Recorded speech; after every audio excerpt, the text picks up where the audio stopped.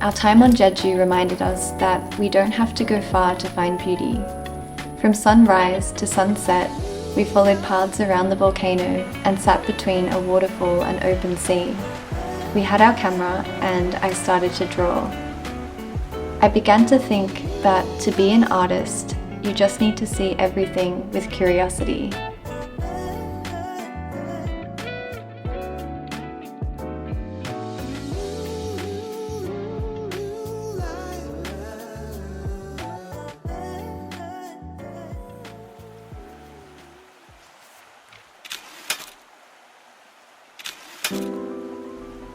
We found a book by one artist who painted Jeju. At first, they thought the island was small, but the more they travelled, the more they drew, the more their heart flooded at the surprise of such a huge and infinite place. They looked to Halla Mountain, the sea, villages, and wind, and said, "There is nothing that is not precious. There is nothing that is not beautiful."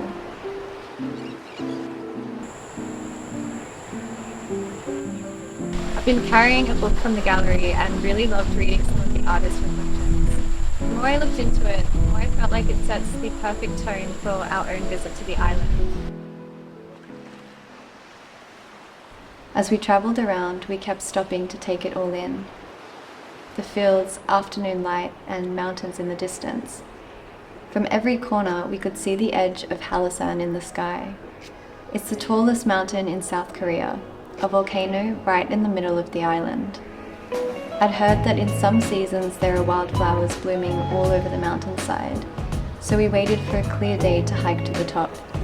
It was a steep climb for nearly 9 kilometers, but we were rewarded with a very rare view at the peak, where a blue lake filled the crater.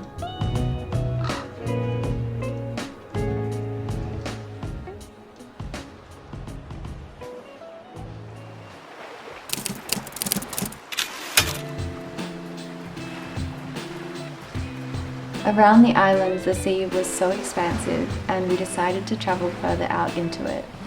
We took a boat to Udo Island and explored each and every turn. I thought about how nature asks us to be creative because you need to be patient and open to the unknown. It asks us to be fully present in any experience that it provides.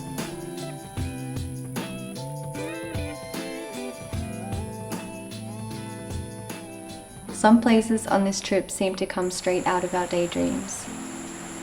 My favorite was a waterfall that runs into the sea.